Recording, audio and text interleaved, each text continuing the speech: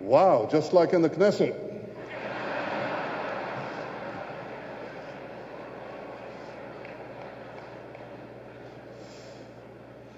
Sarah and I want to thank you for this wonderful reception and this applause that could be heard as far away as Jerusalem. That's Jerusalem, the eternal, united capital of Israel.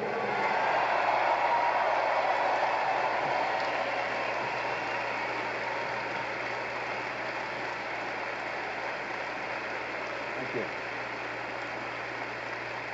Thank you. Thank you, Howard, and thank you, Rosie. Thank you, Michael, and all the leadership of AIPAC. Thank you for everything that you do.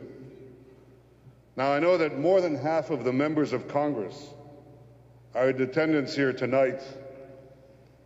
I deeply appreciate your being here.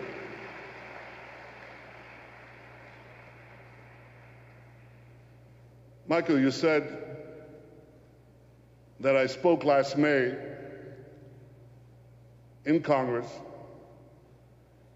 and when I did, you, the members of Congress, stood up to applaud the state of Israel.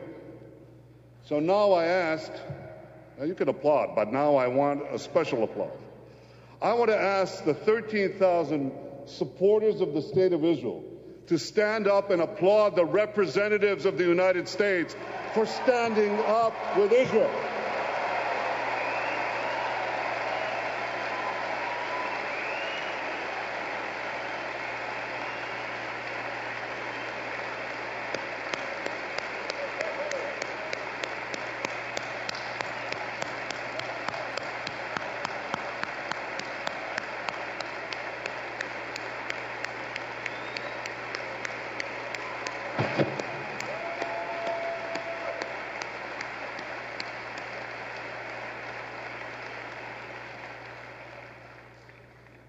Democrats and Republicans alike, I salute your unwavering support for the Jewish state. Thank you. And I want to send a special message to a great friend of Israel who's not here tonight, Senator Mark Kirk, the co-author of the Kirk-Menendez Iran Sanctions Act.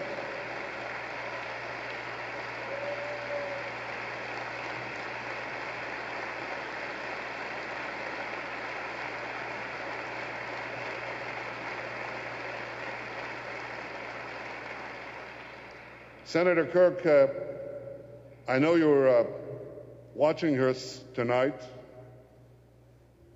Please get well soon. America needs you.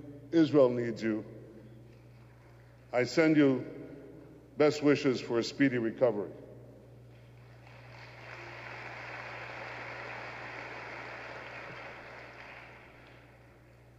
Ladies and gentlemen, I also want to recognize tonight Yossi Peled, who's with us. Yossi, would you please stand up?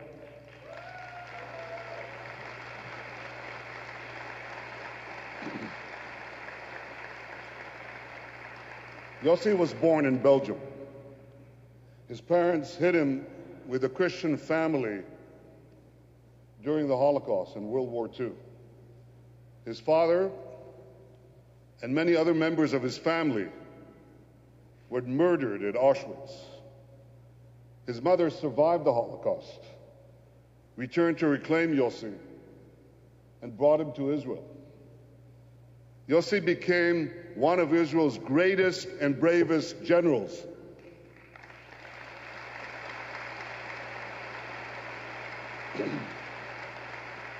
And today he serves as a minister in my cabinet.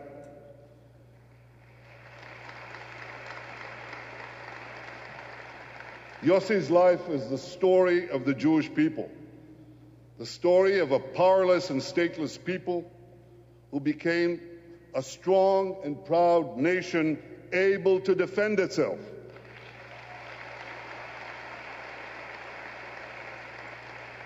And ladies and gentlemen, Israel must always reserve the right to defend itself.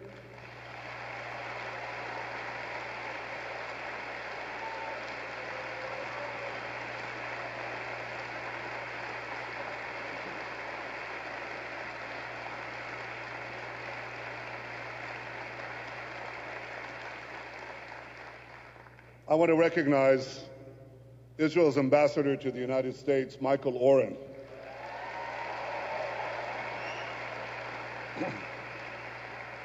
Michael, you're doing an outstanding job, and thank you for everything you're doing for our country, and thank you for everything you're doing for the friendship between Israel and the United States.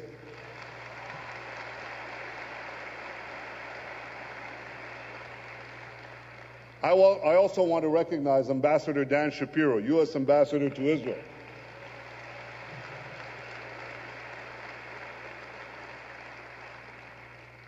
You know, Dan, President Obama was right. Your Hebrew is improving. It's not up to par yet with Michael's English, but it's getting better. You have a way to go. And Dan, we appreciate everything you've been doing to strengthen the alliance between our two countries. Thank you.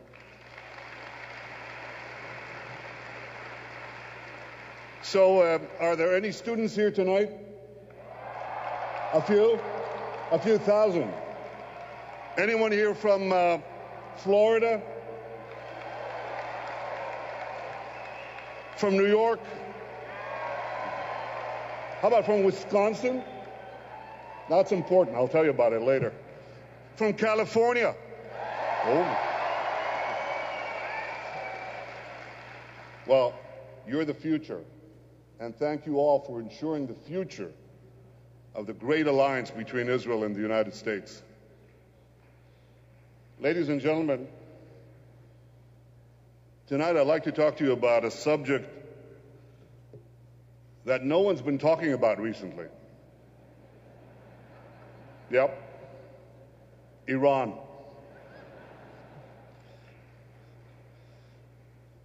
Every day I open the newspapers and I read about all these red lines and timelines. I read about what Israel has supposedly decided to do, or what Israel might do. Well, I'm not going to talk to you about what Israel will do or will not do. I never talk about that.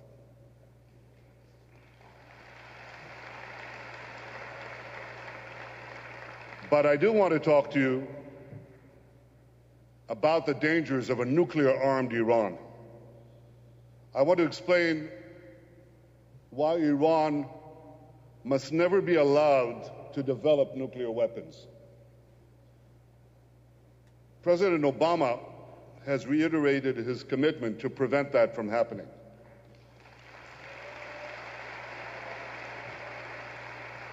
He stated clearly that all options are on the table and that American policy is not containment. Well, Israel has exactly the same policy. We're determined to prevent Iran from developing nuclear weapons. We leave all options on the table, and containment is definitely not an option.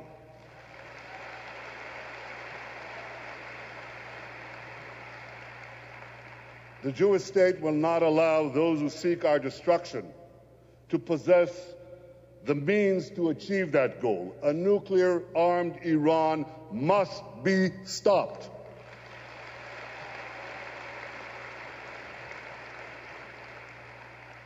Now, amazingly, some people refuse to acknowledge that Iran's goal is to develop nuclear weapons. You see, Iran claims to do everything it's doing, that it's enriching uranium to develop medical isotopes. Yeah, that's right. A country that builds underground nuclear facilities, that develops intercontinental ballistic missiles, that manufactures thousands of centrifuges, and that absorbs crippling sanctions, is doing all that in order to advance medical science. So you see, when that Iranian ICBM is flying through the air to a location near you, you've got nothing to worry about. It's only carrying medical isotopes. Ladies and gentlemen, if it looks like a duck, if it walks like a duck, if it quacks like a duck, then what is it? What is it? That's right. It's a duck, but this duck is a nuclear duck. And it's time the world started calling a duck a duck.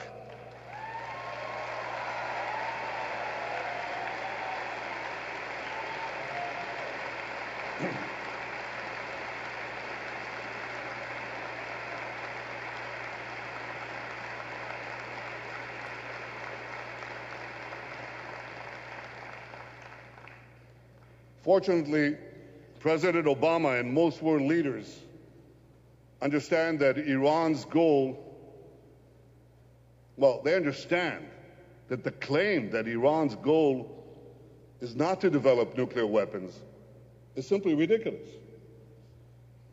Yet, incredibly, some are prepared to accept an idea only slightly less preposterous: that we should accept a world in which the Ayatollahs have atomic bombs. Well, sure, they say, Iran is cruel, but it's not crazy. It's detestable, but it's deterrable. My friends, responsible leaders should not bet the security of their countries on the belief that the world's most dangerous regimes won't use the world's most dangerous weapons.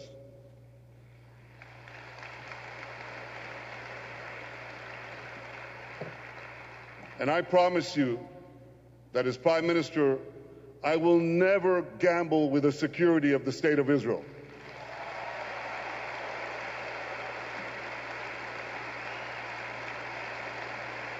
Thank you.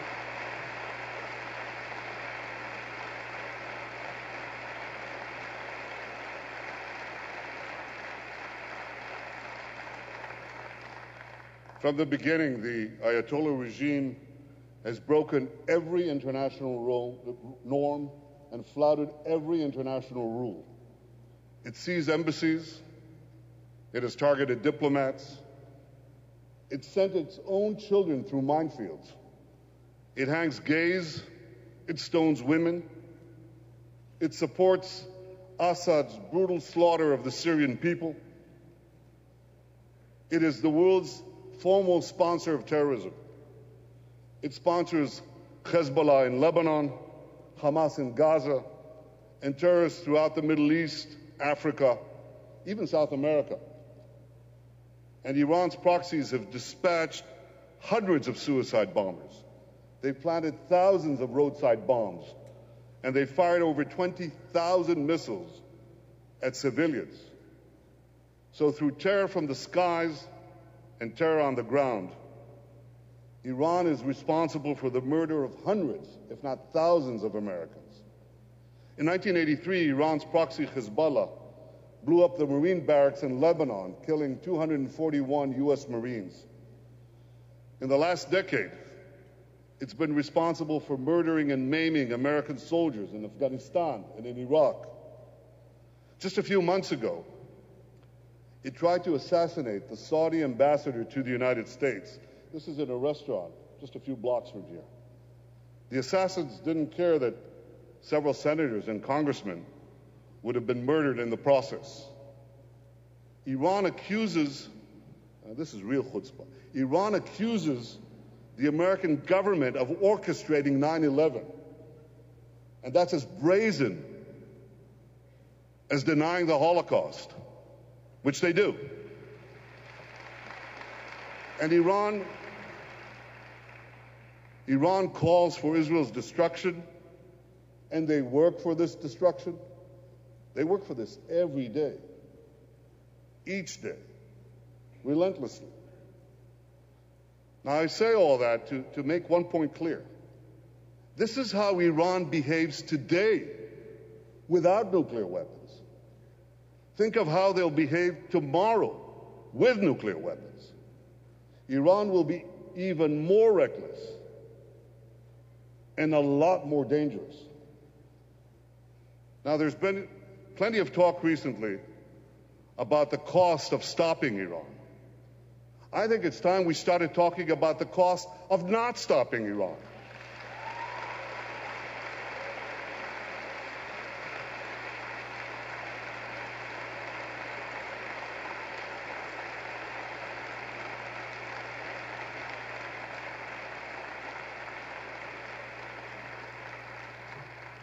A nuclear-armed Iran would dramatically increase terrorism by giving terrorists a nuclear umbrella. Let me try to explain to you what that means, a nuclear umbrella.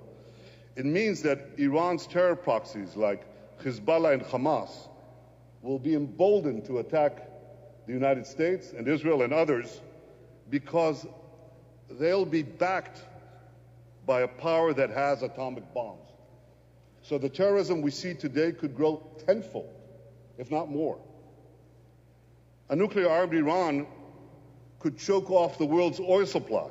It could make real its threat to close the Straits of Hormuz. Now, if you're worried about the price of oil today, imagine how high oil prices could get once Iran, a nuclear-armed Iran, starts blackmailing the world. Then you'll really have a problem with oil prices. And if Iran gets nuclear weapons, this would set off a mad dash by Saudi Arabia, Egypt, Turkey, and others to acquire nuclear weapons of their own. The world's most volatile region would become a nuclear tinderbox waiting to go off. And here's the worst nightmare of all. With nuclear weapons, Iran could threaten all of us with nuclear terrorism. It could put a nuclear device in a ship heading to any port or in a truck parked in any city anywhere in the world.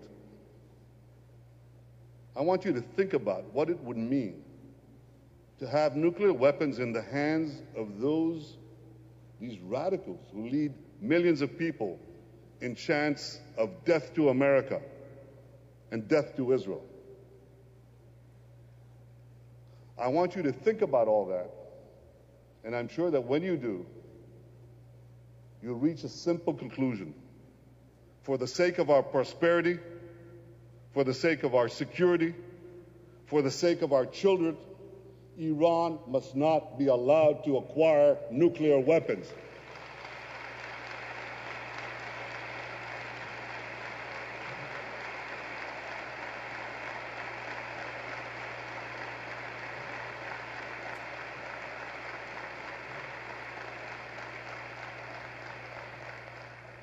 Now, of course, the best outcome would be if Iran decided to abandon its nuclear weapons program peacefully. No one would be happier than me and the people of Israel if Iran dismantled its program.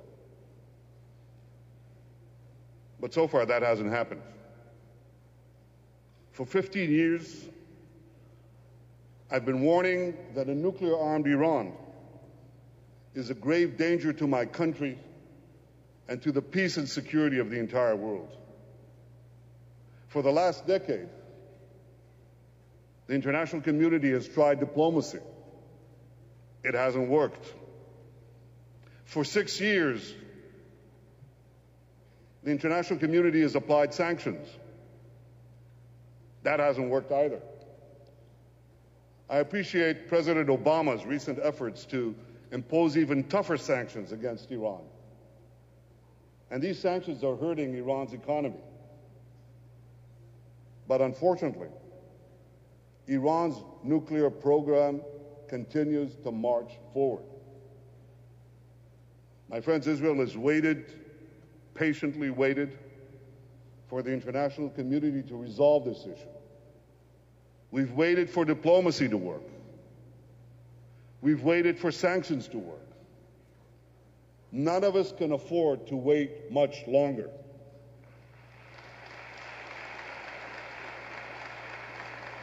As Prime Minister of Israel, I will never let my people live in the shadow of annihilation.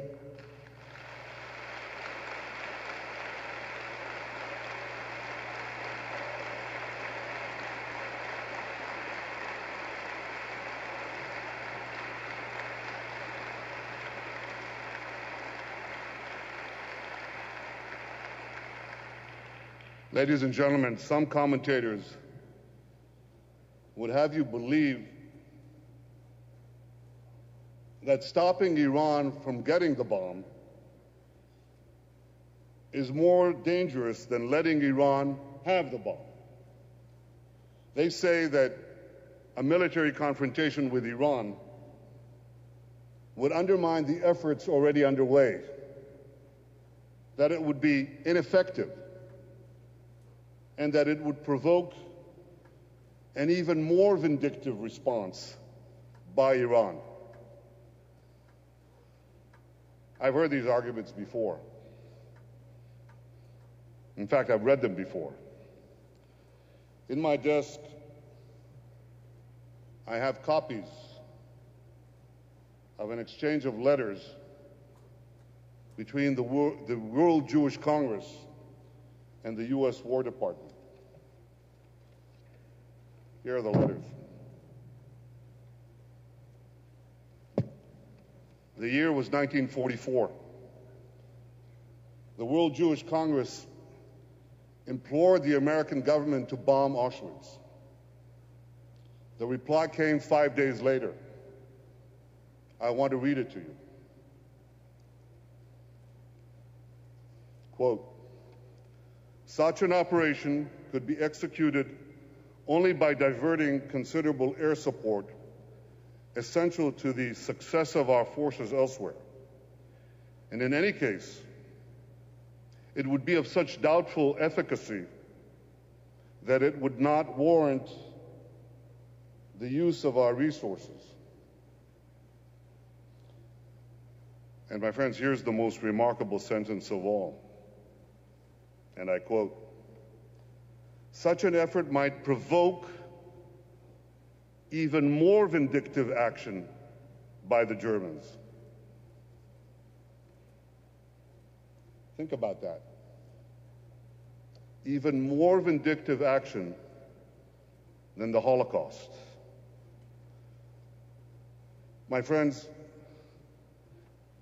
2012 is not 1944. The American government today is different. It's different. You heard that in President Obama's speech yesterday. But here's my point. The Jewish people are also different. Today we have a state of our own. And the purpose of the Jewish state is to defend Jewish lives and to secure the Jewish future.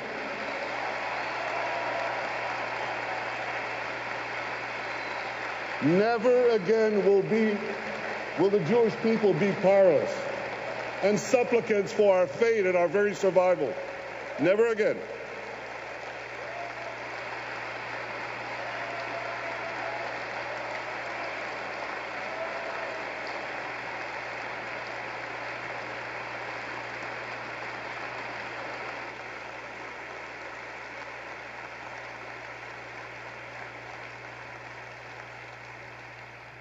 That is why Israel must always have the ability to defend itself by itself against any threats. My friends, we deeply appreciate the great alliance between our two countries. But when it comes to Israel's survival, we must always remain the masters of our fate.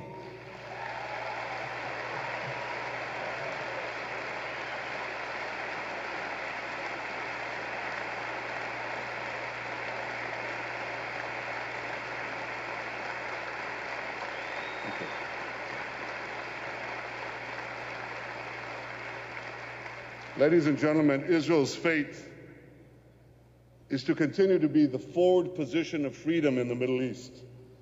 The only place in the Middle East where minorities enjoy full civil rights. The only place in the Middle East where Arabs enjoy full civil rights. Over 1 million citizens, Arab citizens of Israel, who enjoy full and equal civil rights. The only place in the Middle East where Christians are free to practice their faith. The only place in the Middle East where real judges protect the rule of law. And as Prime Minister of Israel, I will always protect Israel's democracy. Always.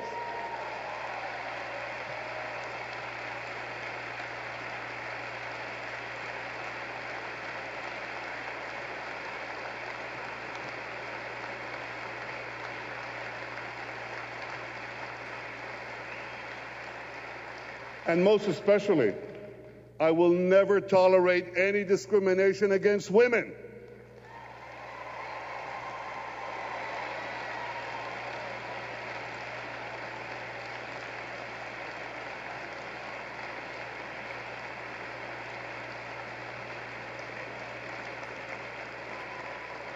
Ladies and gentlemen,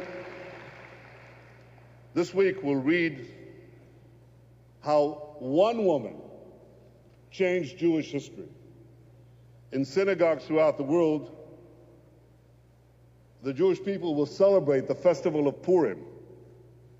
We will read how some 2,500 years ago, a Persian anti-Semite tried to annihilate the Jewish people. We will read how that plot was foiled by one courageous woman, Esther.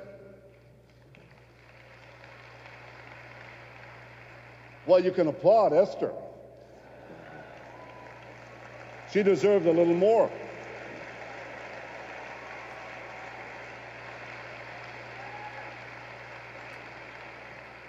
My friends, in every generation, there are those who wish to destroy the Jewish people. In this generation, we are blessed to live in a time when there is a Jewish state capable of defending the Jewish people. And we're doubly blessed to have so many friends like you, Jews and non-Jews alike, who love the state of Israel and support its right to defend itself. So as I leave you tonight, I thank you for your friendship. I thank you for your courage. And I thank you for standing up for the one and only Jewish state. Thank you all. Thank you, and happy Purim.